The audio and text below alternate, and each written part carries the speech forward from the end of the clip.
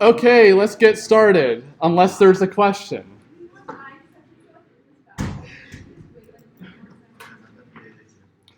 I'm going to carry on anyway.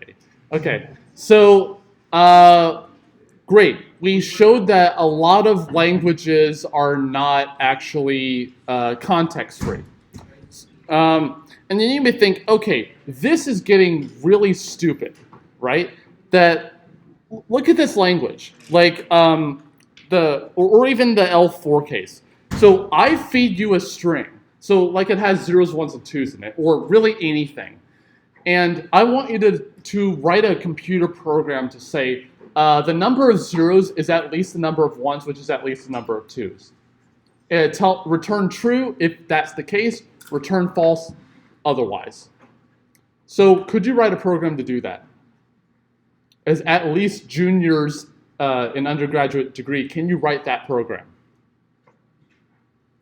So I give you a string in the characters in any order, and you determine whether the number of zeros is at least the number of ones, and the number of ones is at least the number of twos.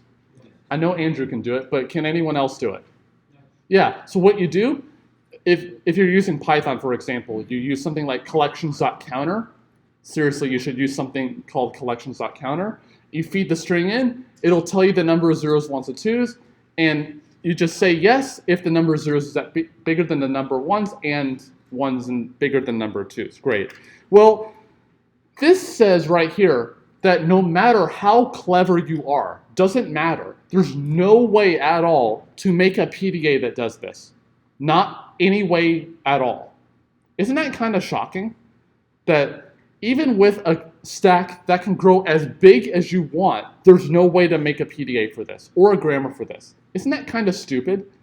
That you can write a simple program, but you can't do it here for a PDA?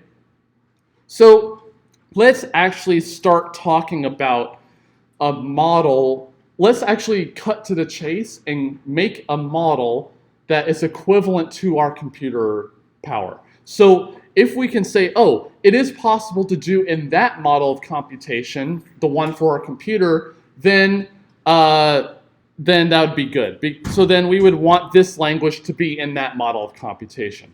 And if we can show that some language is not possible in this computation for our computers, then that would show an example of a language that your computer, no matter what, cannot solve. So let's start talking about that. So when I talked about the 0 to the n, 1 to the n, 2 to the n case, and of course with one stack it's not possible. Is it possible with two stacks? Yeah, it is in fact possible. So why was it possible there?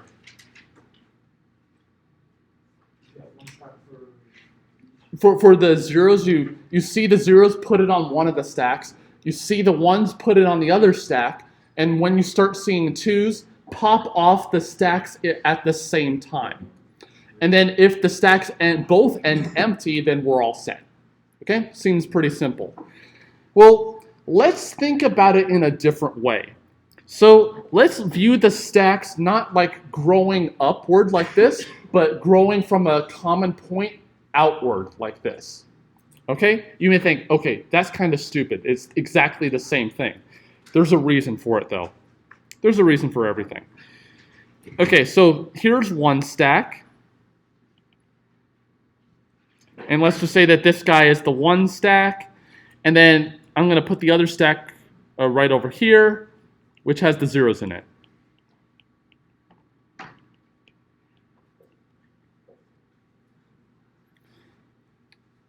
Can you think of another way that we can accomplish the same thing if instead of just having two stacks like this, I just glued those two stacks together?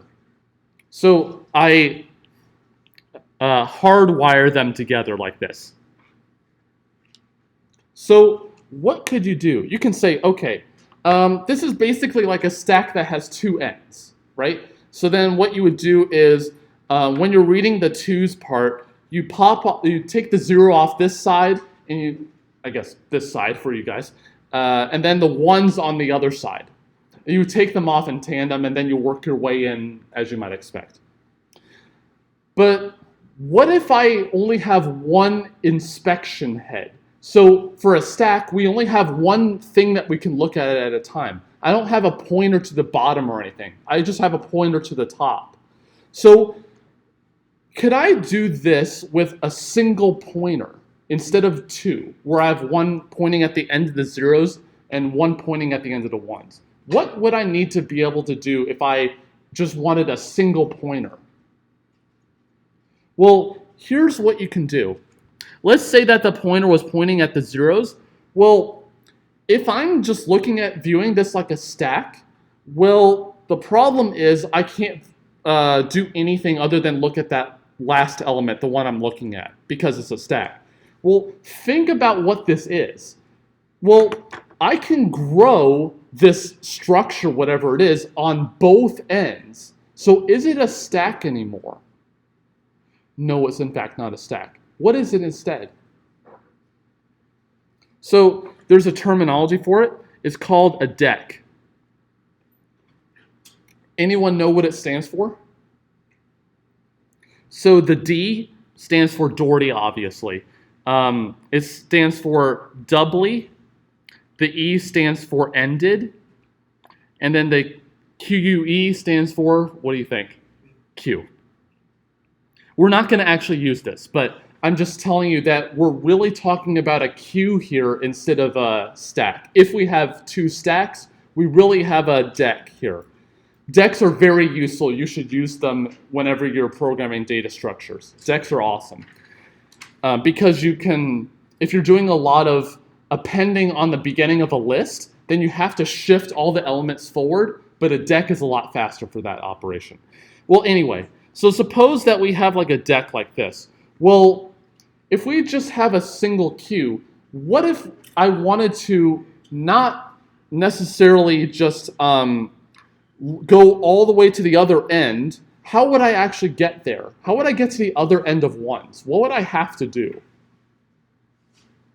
Well, one thing that we can do is say, okay, at each moment, you can move this pointer one position to the left or one position to the right, right? So if I am at this end right here, I can just say, keep moving left until you reach the end of the ones, and then whenever you do your work with the ones, whatever that is, then you can move right until you reach the end of the zeros, do your work, and then zigzag across until you're done. Great.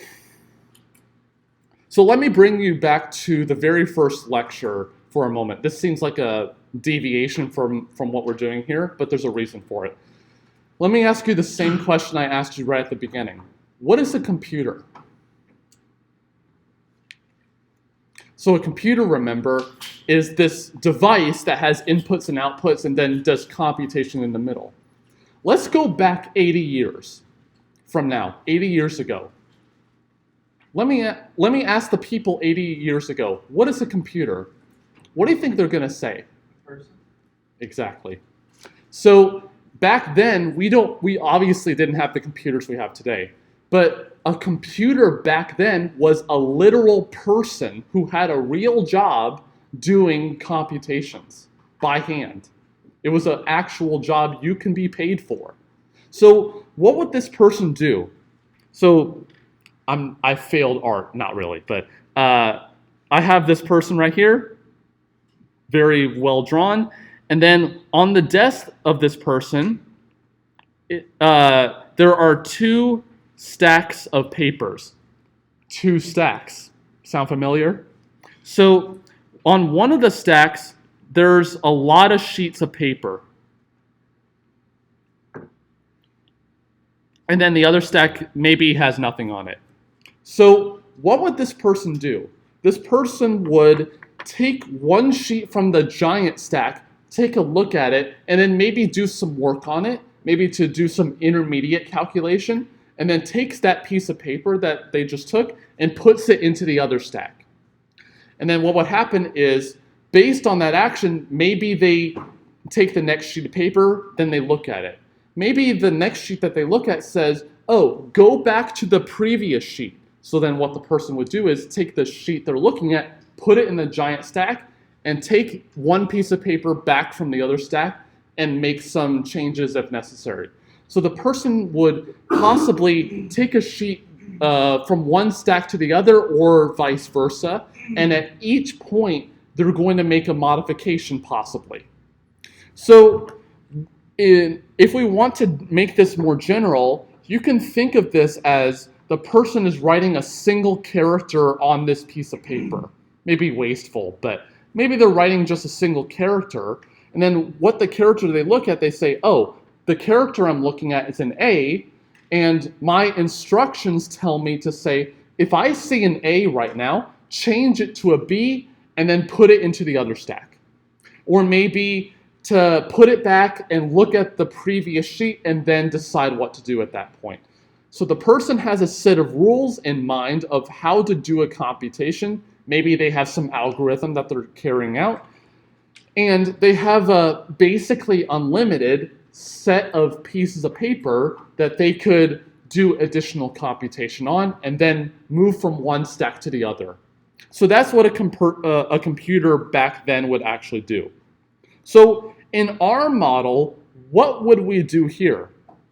Well, in our model right here, in this deck thing, this doubly ended queue thing, we can grow as much as we want on both sides. We can put more on one side and put more on the other side because that's how a deck works.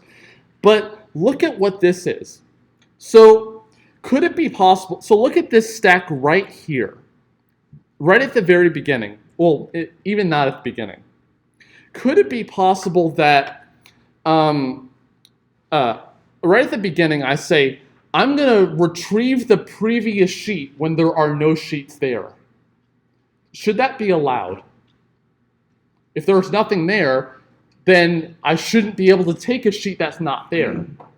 But suppose that instead, look at the other situation, where they do a bunch of computation and move all of the sheets from the big pile to the little pile. So there's no sheets on the other side.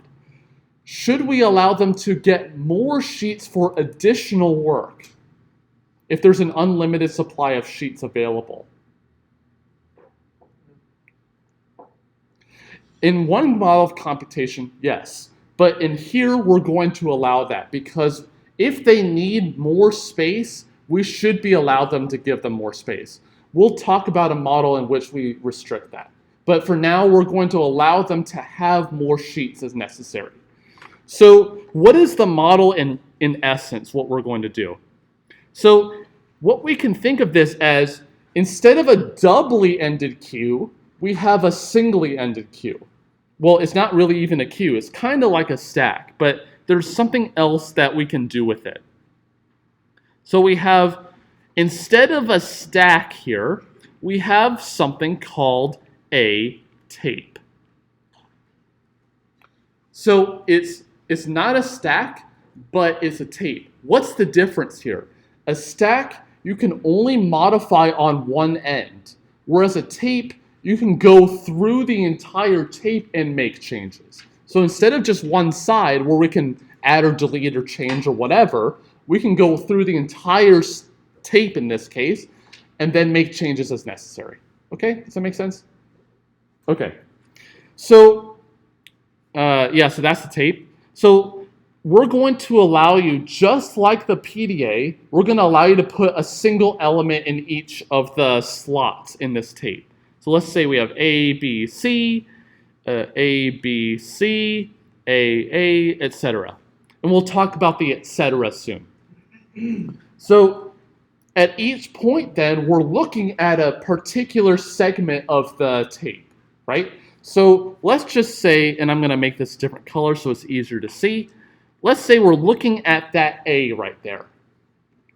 So the red arrow here, we're going to call the tape head.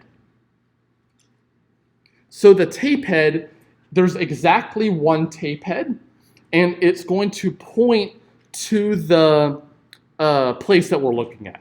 So if I want to know where I'm at right now, I just read the contents of wherever the tape head is pointing. In this case, it's an A. At the very beginning of computation, where do you think the head is being pointed? Like a stack. How big is a stack at the very beginning? It is empty. Whereas here, the tape heads at the beginning is going to be pointed at the very left-hand end of the tape.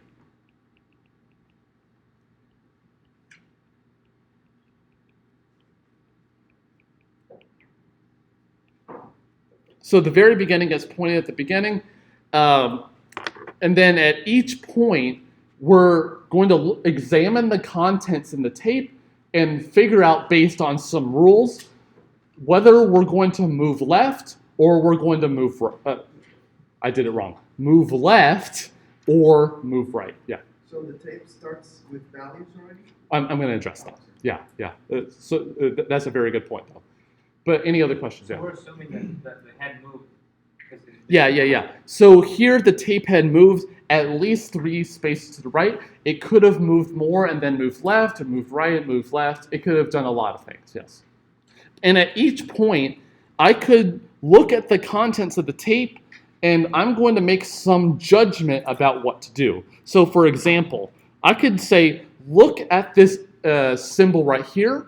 If it's an A, then change it to a Z and move right 1 position. Move right 1 position. So here, the tape head's definitely not going to be pointed here anymore. What's it going to be pointed at next? The B, because it moved right 1 position. So it'll be pointed here. And the A is no longer here in this cell anymore. What's going to be there instead? A Z, right. So a Z is going to overwrite completely what was there. Okay, does that make sense? Let's see. So let's go back to what the question that was just addressed. What should be on the tape initially? What is on a stack of a PDA initially? Nothing, right? Well, could I, for example, for a PDA, immediately at the start, put everything in the input on the stack and then do something with it? Like in one state, I just loop over and over and over, and then whatever character I read, put it on the stack, and so that I get the string on the stack. Could I do that? Yeah. Well, then what happens to the original input? Well, I read through the entire input. Do I have access to it anymore? Not for a PDA. So if we want to be able to go back and make changes in the input, well, we better put the input in the tape, because I need to be able to go back and forth through it. But let's actually think of a high-level way, if this is really more powerful than CFLs or a PDA or whatever. Let's think of a way to recognize that 0 to the n, 1 to the n, 2 to the n language. So recall that we have this famous non-context-free language right here. And let's say that I want to recognize this string. So I'm going to give you some string like this.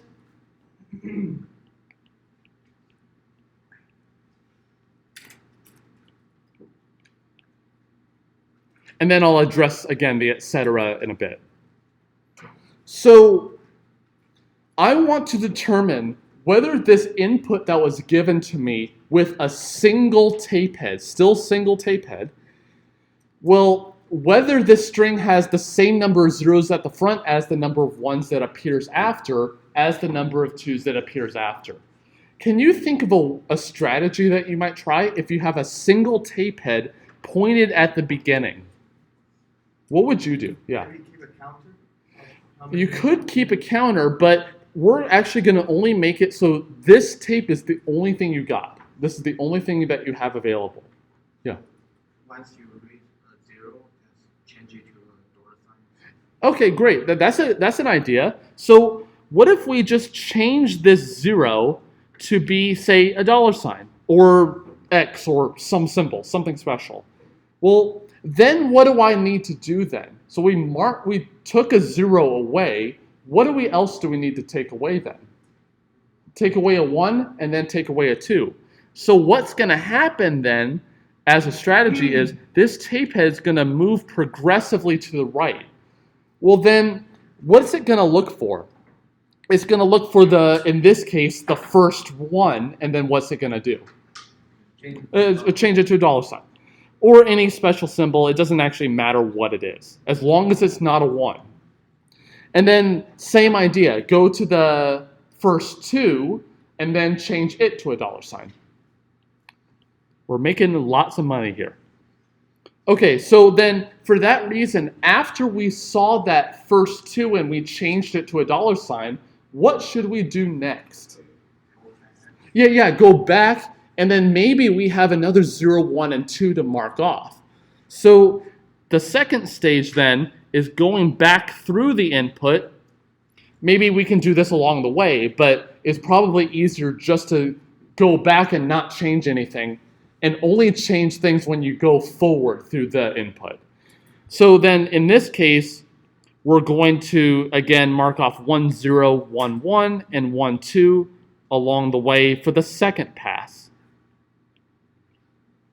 But I have a question. Yeah. How do you know you reached all the way to 0, so you're going to just erase the second 0? So. Great question. So let's actually back up for a second because that's an excellent question. Let's go back to what we had previously right here. So we're doing that green arrow stuff. We're going back through the input. Well, how do I know to stop moving left? I only have one tape head, and I can only observe one value at a time. How do I know when to stop? I see, well, let's see. I see a dollar sign, which is the 1 corresponding to the 2, so I shouldn't stop there. I should go through the 1s. Well, I'm going to see a dollar sign there too, but I shouldn't stop there either. I should go again through the 0s, and then when I see a dollar sign, I should stop. Because for the dollar signs at the very far end, I know there are no 0s past there because I'm looking for the first one.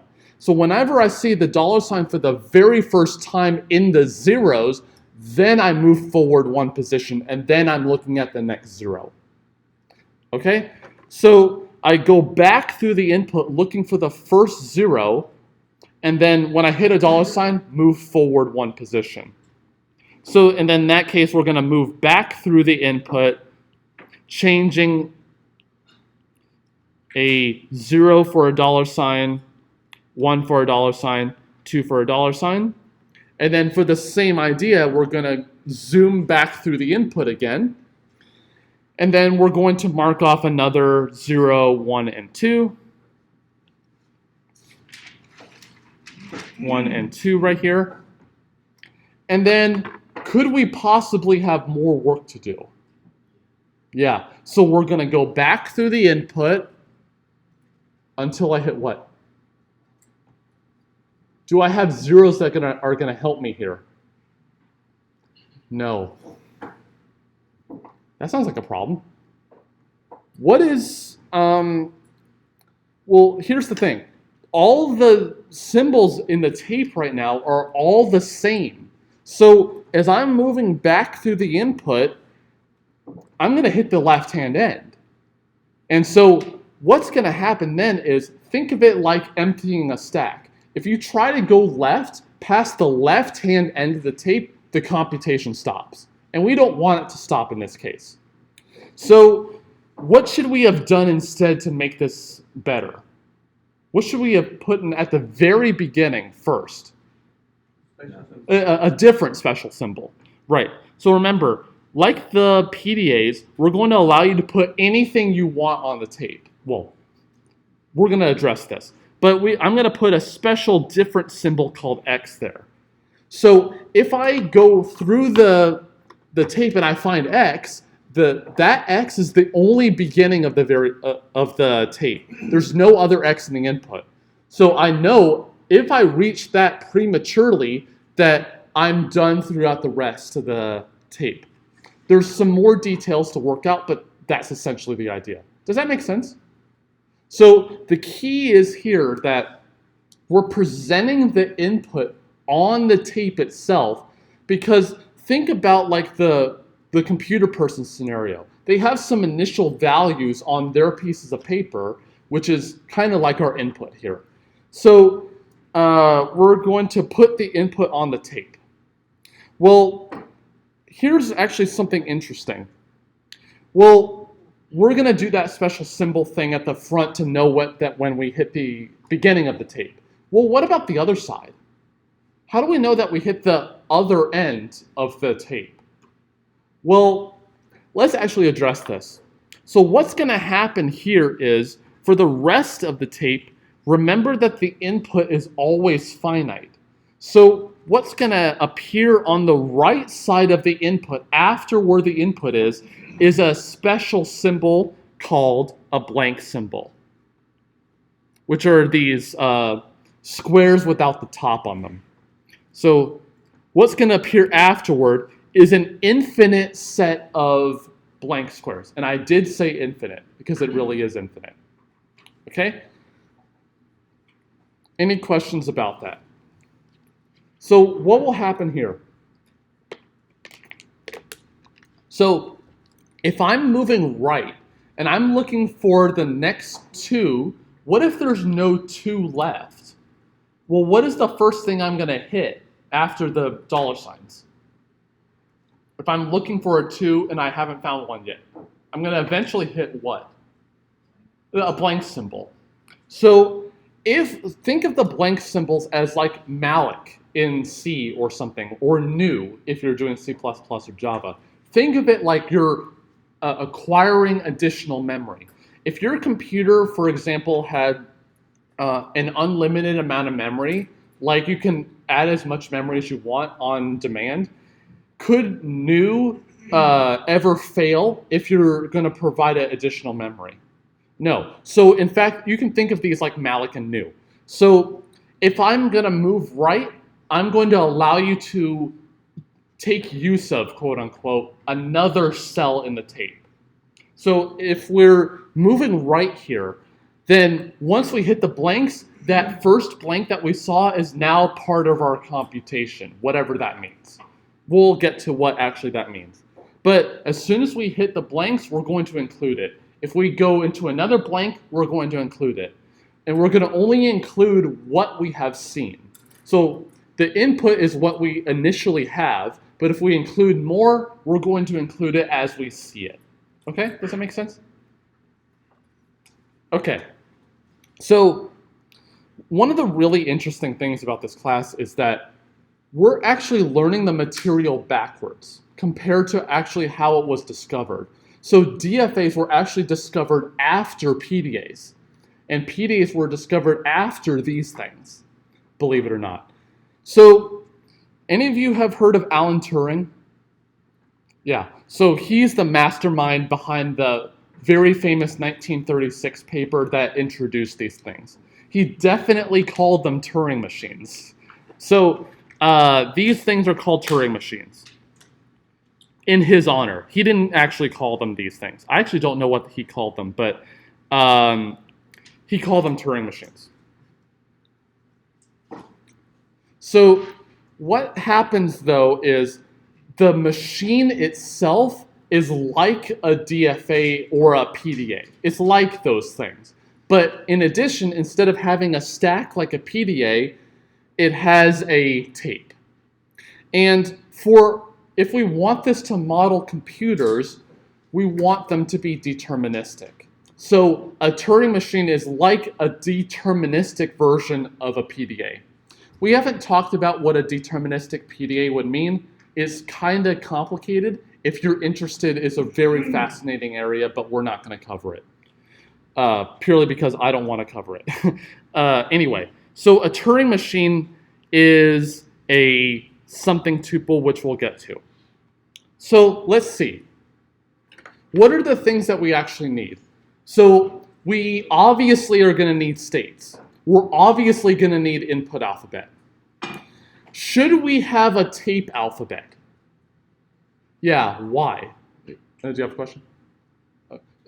Should we have a tape alphabet? Yeah, because it was very useful here, and it was useful in the PDA case, where we put anything on the stack. So let's allow you to put a quote-unquote tape alphabet. So that's 3. We need a transition function of some kind, which we'll get to. We obviously need a start state, obviously. But let's be very careful about what a final state here means. What did final state mean for DFAs, NFAs, PDAs, and so forth? What did it mean? It meant that when we read the entire input and we're in that state, we're allowed to say yes, say accept. What about here? Where is the input presented? On the tape. But because we're going to be making changes to the input, does it ever make sense to say we read the entire input? Does that ever make sense? So does that mean because this is deterministic, there is no stopping this machine unless it hits the left-hand end? So because it's deterministic, I always have a transition to do. But that means because there's no meaning of when we finish reading the input, there's no stopping this machine. Does everyone see why that's a problem? Because there's no criterion already to say this machine must stop. So what we're going to do instead of saying is, if we're in a final state and we've read the input, then we accept, we're going to say, if you enter this state at all, therefore you must accept. But for the same reason, think about a state that is not final in a DFA or a PDA or whatever. If we've read the entire input and we're stuck in that state, then we don't accept. Same problem here. If we're in a state that wasn't this so-called accept state, and there's no notion of what reading is, we don't know how to stop.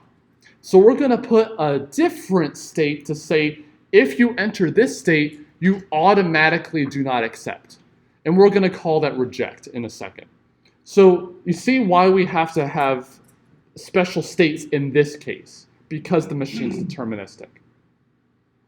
Okay, so let's see. State, input alphabet, tape alphabet, transition, start state, so-called accept state, and a so-called reject state. I think those are 7 things.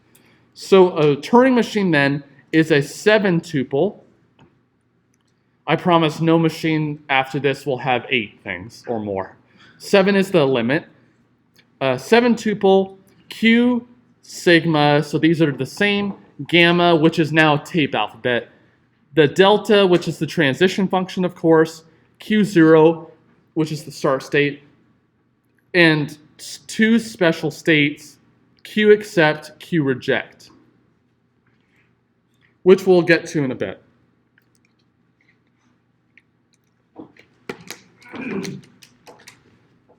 And then let's make some qualifications on what these things are.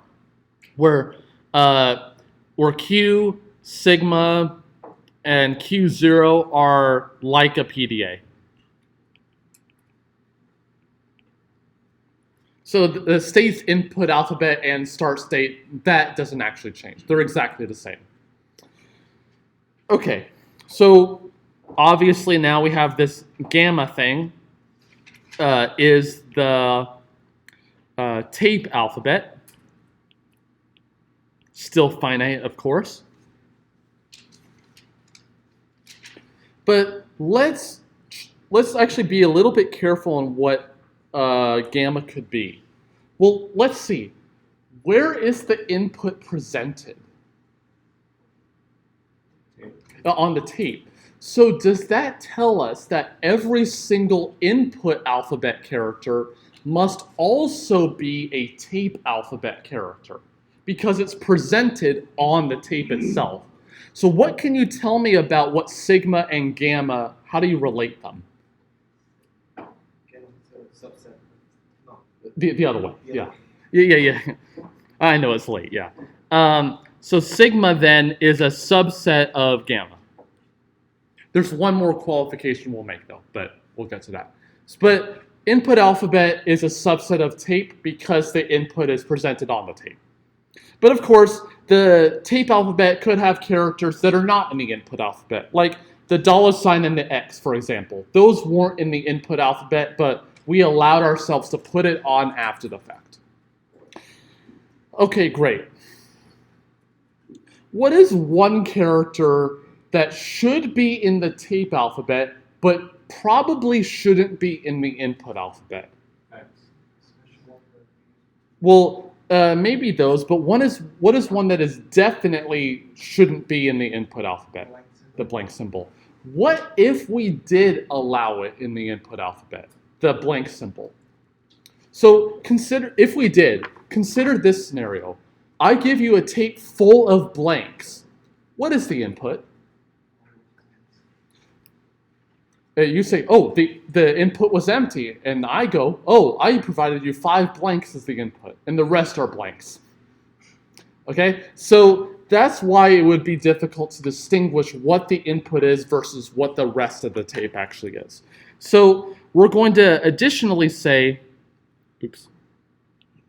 we're going to say that the blank symbol is a tape alphabet character, but the blank symbol is not an input character. So the input alphabet is a strict subset of the tape alphabet because there's one tape character not allowed in the input alphabet. Does that make sense? At least a little bit? I see no nods. Therefore, everyone got it. Does that make at least a little bit of sense? Okay, cool. Great, so let's actually move on. So Q0, we know that. So we have these 2 special states to say. One of them is if you enter this state, you automatically accept and you're done.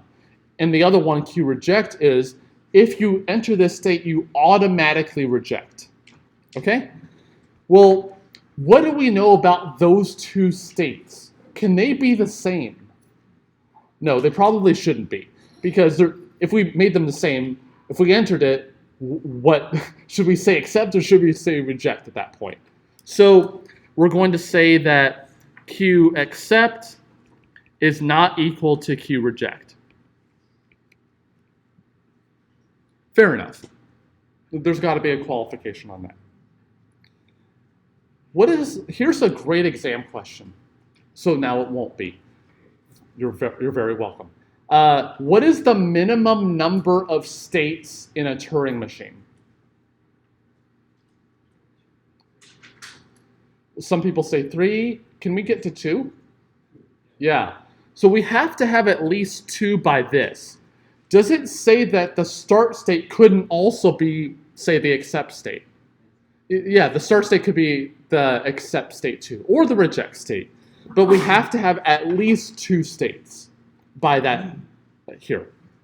So I'm going to also say that there are states in Q, but we kind of know that. Okay, great.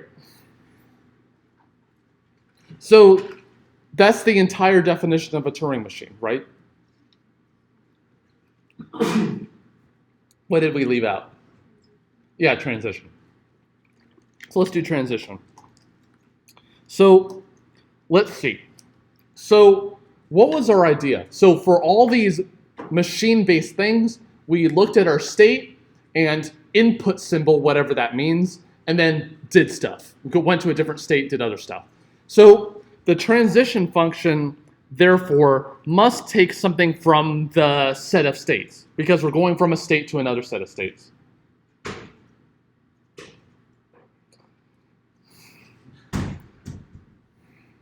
Sad. Okay. But what is the input that we're looking at here? The tape characters. Should I give exam answers right now? No. Oh, okay. Yeah, I won't, to be fair. Okay, let's see. So we're going to take things from the tape alphabet because think about it halfway through. If we made some changes and we're looking at something that wasn't originally an input character, we might as well just look at something that's on the tape. So we're going to say that we're looking at something on the tape. It may be an input character, but in general, it's just a tape character. Well, what are we going to do? Say with the state. So are we going to possibly change state? Yeah, of course. We're going to possibly change state. Well, what else are we going to do to the character we were looking at before we made the change that we're going to make? Change it to something else. To something what? So I'm going to change it to something that's in what set? The tape alphabet. So it may seem redundant, but I'm going to put something here. So the first gamma corresponds to read a symbol, and then the second one corresponds to writing a symbol. So interesting thing here is, if you are going to not make a change to the tape, so maybe I see an A and I want it to stay an A, we're always going to overwrite it with an A. So we're always writing a symbol. If we don't want to change it, there's no change operation. We're always going to write something on the tape. Maybe it's the same thing, but we're always writing something. But what else happens to the head of the tape itself? What do we do with it? We have two operations. We can either move forward, which is right, or left. So the easy way of writing that is we're going to take an element from the set L, comma, R. So L means we're going to move left. What do you think the R means? Move right. Cool. And that is, actually it's not quite. So the delta function is a total function. This came back from the grave after we did it with DFAs. What does total function mean? I'll refresh your memory. So it says, no matter what state and tape character you look at, you always have a transition to do. So think of it like DFAs. That means that every state has every symbol coming out of it from the input alphabet. Same idea here. We're going to have, for each state, a transition that corresponds to, oh, you read this character, you do this transition. If you read this other character, you do this other transition. And there's exactly one of them. Okay? So that's what it means to be total. Okay, any questions about Turing machines?